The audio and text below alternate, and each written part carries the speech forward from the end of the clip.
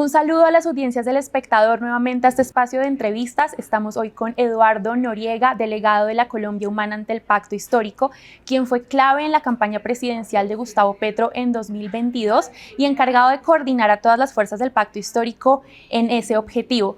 Delegado, bienvenido al Espectador y gracias por aceptar este espacio. Muchas gracias, Laura. Encantado de estar acá con ustedes. Claro que sí. Delegado, pues empecemos de una vez. Yo quiero preguntarle por el gobierno del presidente Gustavo Petro. Usted fue fundamental en la campaña. Por eso, a 2 años ya casi de que se cumplen del gobierno del presidente Gustavo Petro, pues usted, ¿cómo evalúa lo que va del gobierno? ¿Si cree que esos objetivos y esos compromisos de campaña se cumplen hasta este momento? Yo creo que sí. Creo que de manera suficiente. Los resultados en los distintos sectores, en infraestructura, en educación, en programas de alimentación, en presencia en los territorios alejados y más vulnerables del país, son ostensibles. Yo creo que el plan de desarrollo arranca en forma este año, que la ejecución de los ministerios, de los distintos sectores empieza a notarse y va a mejorar sustancialmente en este semestre, y eso va a permitir al final del semestre hacer un balance positivo de esta primera mitad del gobierno y de la ejecución del plan de desarrollo. Sí, al momento de esta entrevista, el gobierno, digamos que se enfrenta a un panorama político complejo en el Congreso y en general. La senadora Marta Peralta mencionó a partir como de todo este bloque que se unió en contra de la reforma a la salud, que son 8 y luego 9 senadores con la senadora Ana Paola Gudelo, que digamos que los ministros no estaban unidos alrededor de ese proyecto en específico, reforma a la salud, pero tampoco de muchos otros, que había como una especie de desarticulación y que ella pedía pues como más unidad. ¿Usted cómo evalúa el gabinete y coincide con esa postura de la senadora? Yo creo que como es natural, al comienzo del gobierno hay un poco de descoordinación y de falta de una visión integral de la ejecución de los distintos programas. Yo creo que en eso se ha venido mejorando sustancialmente. El presidente Petro ha dicho que el gobierno va a insistir en las reformas que se han propuesto al Congreso y que por supuesto él entiende es responsabilidad del Congreso cumplirle al país en el trámite de estas reformas, particularmente en la de salud. Además, se conoce la situación de caos del sector, de desfinanciamiento de algunas EPS, de problemas de ejecución de la mayoría de ellas, de deudas importantes que tienen con las IPS y de una situación en el sector que demanda la adopción inmediata de los instrumentos y de las herramientas que el gobierno plantea en el proyecto de ley que cursa en el Congreso. Por eso el presidente ha invitado al Congreso que con rigor y con seriedad debata el proyecto, que planteen con claridad cuáles son las observaciones y las inquietudes que se tienen. Yo creo que esto de los parlamentarios que han firmado una ponencia negativa tiene mucho de contenido político. No casualmente son los partidos de oposición los que integran esta propuesta de una ley, de una proposición de archivo del proyecto de reforma, que yo igual creo sería desastroso para el país.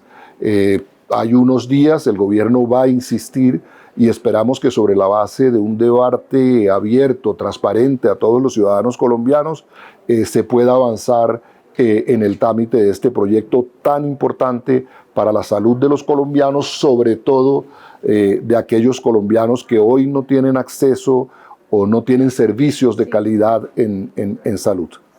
Pero, delegado, reitero, ¿usted cree que, como lo dicen algunos sectores, hay desarticulación en el gabinete y, como han mencionado, que tal vez cada uno anda por un lado distinto o por el contrario considera que están pues, ejerciendo bien su trabajo? Yo no creo. Yo he visto en el caso de La Guajira, en el caso del Chocó, en el caso del Pacífico, una intervención armónica del gobierno nacional, de todo el gobierno nacional. Este ejercicio de ir a los territorios por varios días, o ir a las comunidades, conocer de cerca los proyectos, valorar las posibilidades de ejecución de los mismos, ajustar los proyectos que se vienen ejecutando. Yo creo que ha sido productiva y creo que el sendero que se sigue es el correcto. Sí, pese a eso, pues el presidente Gustavo Petro se ha venido rodeando de ciertos funcionarios que pueden ser mucho más cercanos a su proyecto ideológico, a lo que propuso en campaña. ¿Cuál es su punto de vista, si tiene alguna consideración acerca de que cada vez lleguen al gabinete pues personas mucho más cercanas a él y pues no, digamos, de otras posturas contrarias que pues si se quiere puedan generar consensos, o cuál es su perspectiva? Todos los gobiernos hacen ajuste durante la ejecución de su periodo, eso es natural. Es deseable cuando se identifican ajustes necesarios o para garantizar la mejor ejecución de los proyectos o mayor agilidad en la ejecución de los mismos. Yo veo que el presidente ha hecho un gran esfuerzo desde el inicio del gobierno por tener un gabinete de lujo con todas las capacidades para ejecutar el programa de gobierno. Estos últimos ajustes, sobre todo desde el punto de vista político, nosotros los vemos como atinados. Llegan 3 personas al gobierno que conocen el país, que lo conocen con una posición ideológica muy clara de cara a la necesidad de adelantar las grandes transformaciones, de llegar a los territorios más olvidados del país. Yo creo que el caso de Alexander López y de Gustavo Bolívar es indicativo del presidente dando un giro hacia lo social y hacia el cumplimiento del programa de gobierno. Habla de las regiones y precisamente el presidente Gustavo Petro tiene una agenda muy amplia en lo regional. Viajó a Medellín, a Río Negro, también estará en Arauca, en la costa Caribe la próxima semana. ¿Cuál cree que es en este caso o cómo juega el acuerdo nacional del que se habló hace algunos meses y que además entendemos que usted ha jugado pues un papel, si no pues protagónico, sí importante? En todo el país yo he visto que el presidente y los ministros han mostrado con claridad que desean gobernar, además con aquellos mandatarios seccionales, alcaldes y gobernadores, independientemente de su filiación política. Sabemos que los resultados del pacto no fueron óptimos en términos de conquistar alcaldías y gobernaciones, pero es claro que el gobierno quiere gobernar, quiere llegar a los territorios, quiere llevar los proyectos que plantea el plan de desarrollo a los ciudadanos en todos los rincones, y la manera más eficiente y por supuesto institucional de lograr este objetivo es a través de los alcaldes y gobernadores con los que se ha visto existe en todo el país una excelente relación. Yo creo que eso es garantía de la posibilidad de ejecución del plan de desarrollo con eficiencia y con rapidez. Usted dice que precisamente en las elecciones regionales no se logró los objetivos o los resultados que se esperaban más bien, y el presidente ya ha mencionado que de cara pues a 2026, si las fuerzas del pacto histórico no se unifican, el pacto histórico podría desaparecer y pues no tendría tampoco resultados en el 2026 o los que ustedes esperan. ¿Cómo va esa intención de unificar a todas las fuerzas del pacto histórico, siendo usted delegado ante esta fuerza, pero también pues encargado en la campaña de intentar coordinarlas a todas? Sí, se vendió en algunos medios la idea de que el pacto histórico había sido derrotado en las elecciones territoriales. Yo no creo. Yo creo que todos los partidos del pacto histórico crecieron políticamente, ampliaron y consolidaron su presencia en los territorios. Lo que ocurre es que estas elecciones de mandatarios, de gobernadores, alcaldes, de consejos y asamblea tienen una particularidad. Y por supuesto no es extraño que prevalezcan cacicazgos y fuerzas políticas que durante años han estado gobernando en estos territorios. Creo que la irrupción que hace el pacto histórico es muy positiva y que es absolutamente positivo el resultado de las elecciones de Cámara, Senado. Nunca antes visto que una fuerza política nueva, como lo es el pacto histórico y particularmente Colombia Humana, lograra la mayoría que hoy tiene en la Cámara, en el Senado de la República y por supuesto alcanzara la presidencia de la República. El presidente ha invitado a las fuerzas del pacto a que reflexionen sobre la necesidad y la urgencia de que estos partidos que integraron el pacto histórico se unan conformando una sola organización política. Yo creo que ese llamado ha sido atendido con mucho entusiasmo por todas las fuerzas políticas del pacto histórico y creo que es el camino correcto.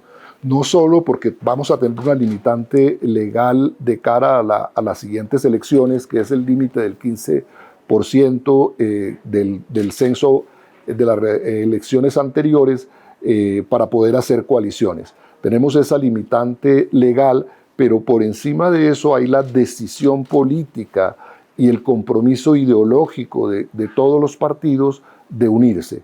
De cara a las elecciones, pero también de cara al respaldo que estos partidos del pacto histórico le brindan al gobierno del presidente Petro.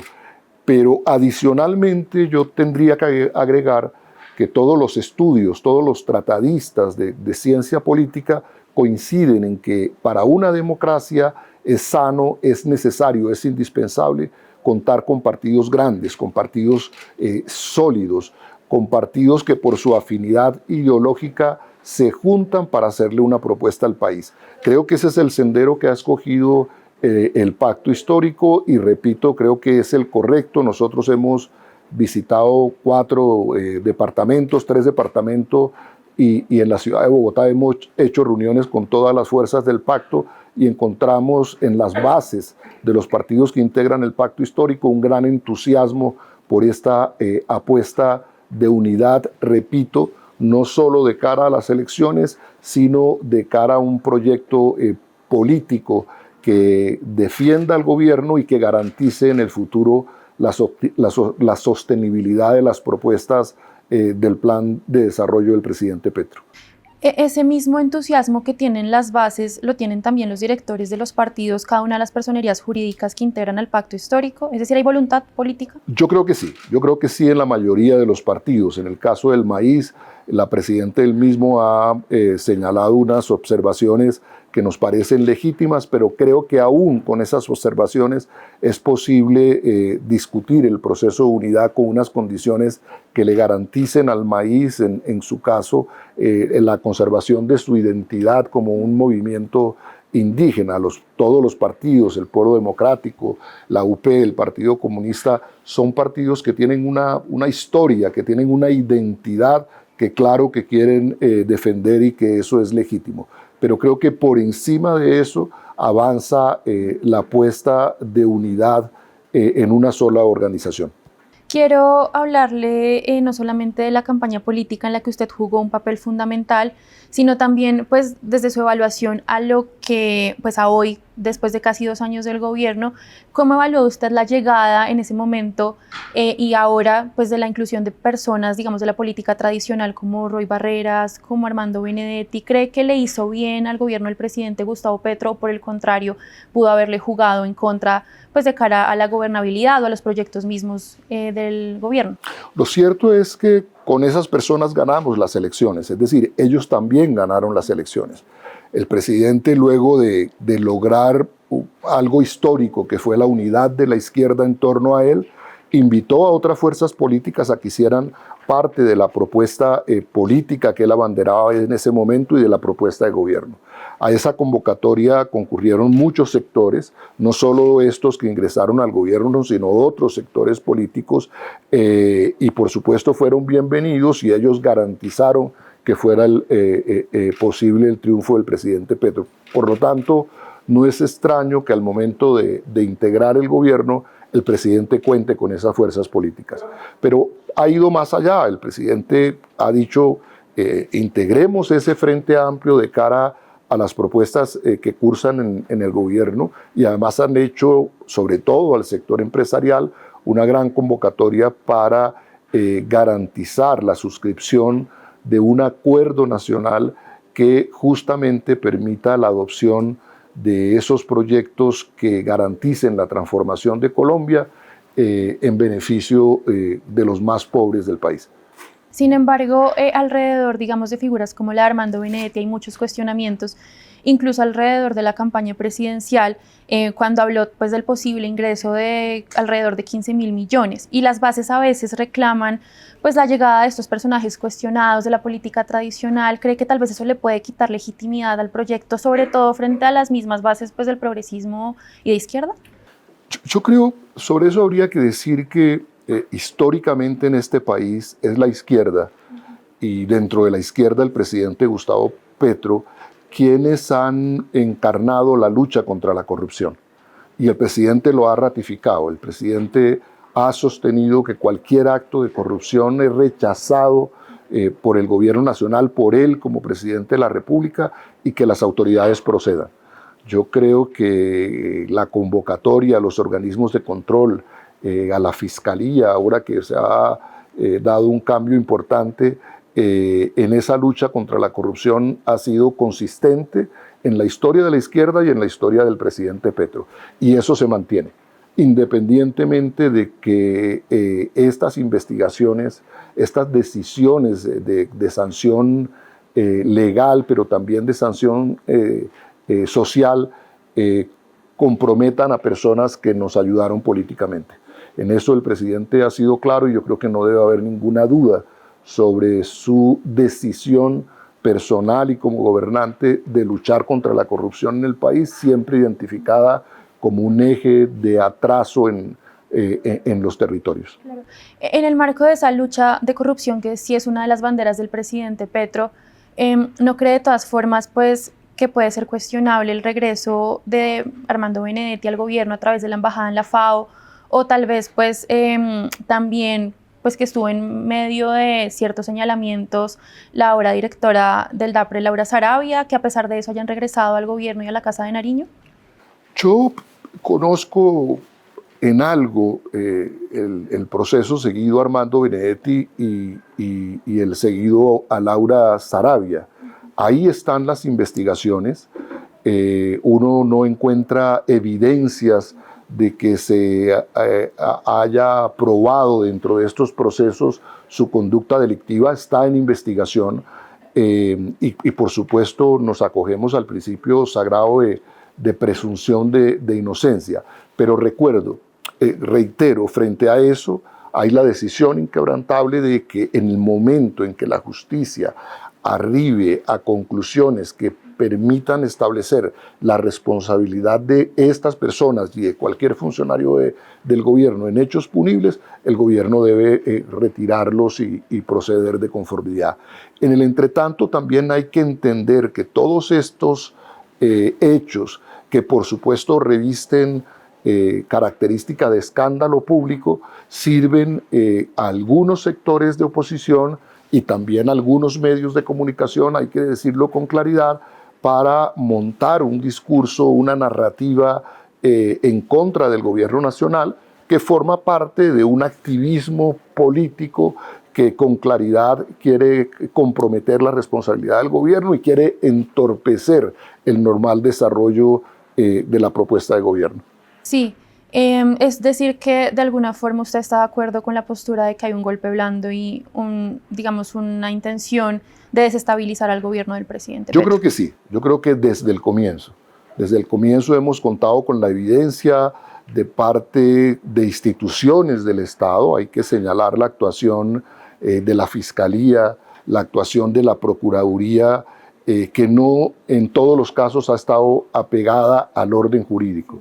Nosotros hemos encontrado actuaciones francamente violatorias de la ley, violatorias de la Constitución, que son muy bien aprovechadas por la oposición, con la resonancia de algunos medios de comunicación, con la resonancia en redes, y todo eso forma parte de lo que uno pudiera identificar como un ánimo de conspiración que está inscrito en la idea de entorpecer y de comprometer el normal desarrollo del gobierno del presidente Gustavo Petro. Sí, como usted dice, todo está en manos de los organismos de control.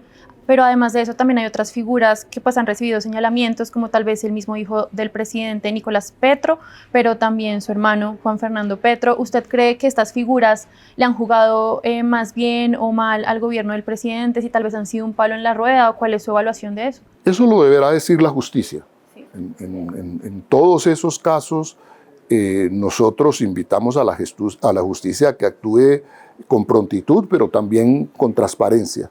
Muchos de los hechos denunciados se han encontrado evidencias de que son falsos, de que corresponden a narrativas falsas y que tienen la intención justamente de generar ese ambiente que compromete la moralidad del gobierno nacional. El presidente Petro ha sido claro. Yo creo que la elección que acaba de pasar de fiscal general de la Nación está inscrita dentro de esa actuación transparente y esa decisión de no tener una fiscalía de bolsillo como la han tenido los gobiernos anteriores y de garantizar que los organismos de control y la justicia pueden actuar con toda imparcialidad frente a las actuaciones del gobierno, frente a las actuaciones de los funcionarios. Hay algo adicional de la campaña que no puedo dejar de preguntarle, que fue noticia hace algunos meses, y es el presunto ingreso de una donación del sindicato FECODE a la Colombia Humana, que tendría dirección para la campaña presidencial. ¿Cómo ve usted eso? Y le pregunto, pues, si esa plata ingresó a la campaña o cuál fue el manejo que se le dio a sus dineros. Sí, no es el presunto ingreso.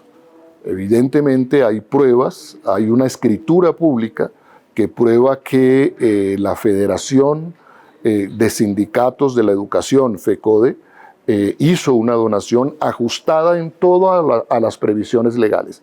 Es decir, esta donación está autorizada por la ley.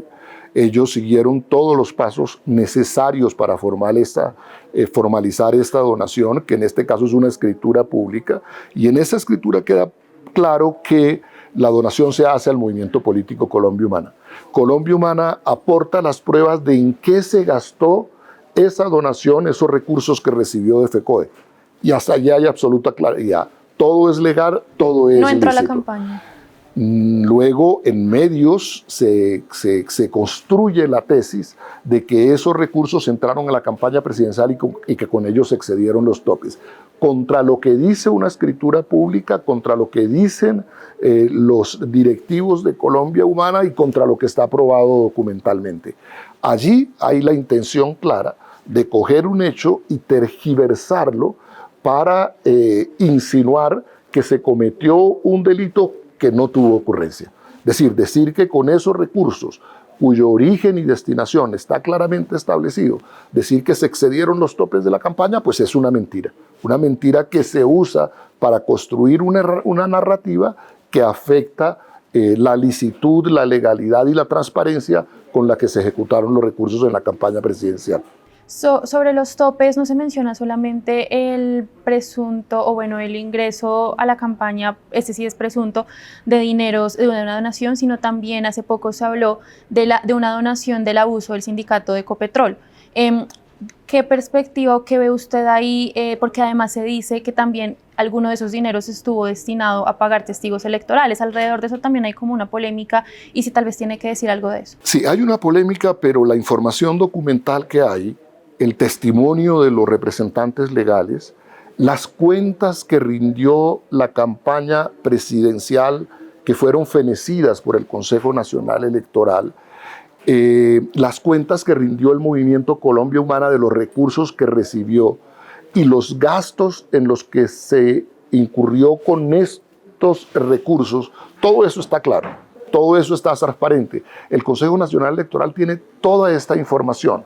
Sin embargo, nuevamente, en el propósito de establecer que se excedieron los topes y que hubo donaciones que no se reportaron, se construye toda una narrativa que hace que la Fiscalía y el Consejo Nacional Electoral adelanten una investigación con base en un anónimo que compromete al presidente de la República. Insisto en esto porque no tiene competencia la Fiscalía, no tiene competencia el Consejo Nacional Electoral para investigar al presidente de la República. El presidente de la República tiene un fuero especial y su único juez es la Comisión de Acusaciones de la Cámara. violando el fuero presidencial, se construye toda esta narrativa mentirosa y además se llega para llegar a la conclusión de que hubo la comisión de delitos que nunca ocurrieron en el desarrollo de la campaña. Usted menciona al Consejo Nacional Electoral, si bien no tiene la competencia de investigar al presidente Petro, pues sí está investigando la campaña, pero además el Consejo Nacional Electoral ha sido también como escenario de muchos otros hechos, como la entrega de personerías jurídicas a partidos, pero además de eso la investigación que lleva a la campaña del presidente Petro. ¿Qué cree o cómo evalúa el trabajo que está haciendo el Consejo Nacional Electoral en este momento? Yo creo mucho en la probidad, en la respetabilidad, en la imparcialidad de los magistrados que integran el Consejo Nacional Electoral, pero no podemos olvidar su origen político. Y yo sí le hago una invitación al Consejo Nacional Electoral para que con la mayor celeridad posible le ponga fin a esta investigación que contra su propia evidencia está adelantando. Es decir, el Consejo Nacional Electoral revisó las cuentas de Colombia Humana, revisó las cuentas de la campaña y las aprobó. Si ahora, con ocasión de una denuncia, adelanta una investigación que ellos saben puede comprometer al presidente de la República, lo mínimo que pueden hacer es darle toda la celeridad y toda la transparencia a esta investigación. Y a mi juicio debería desde ya, en respeto al fuero presidencial, trasladar esta documentación, si cree que hubo la comisión de un delito, a la comisión de acusaciones, que es el juez natural del presidente. ¿Y cómo evalúa el trabajo que se está haciendo en la comisión de acusaciones, en donde sí tienen fuero para investigar al presidente Petro y pues que los tres investigadores son dos cercanos al pacto histórico y uno pues sí es del partido de la U, que en algún punto también hizo parte de la coalición? Yo creo que en este caso no hay hechos relevantes que permitan augurar éxito a estas investigaciones si el propósito es enjuiciar al presidente. Yo creo que por supuesto es legítimo que se adelanten todas las investigaciones, pero conociendo los hechos uno no encuentra que estos puedan llegar un momento a configurar un delito, una infracción en la que haya incurrido el presidente de la República. Yo sobre eso tengo la mayor claridad. Por supuesto es legítimo que se adelanten con toda transparencia y toda publicidad, como se viene haciendo la investigación correspondiente en la comisión de acusaciones. Históricamente nunca han tenido éxito.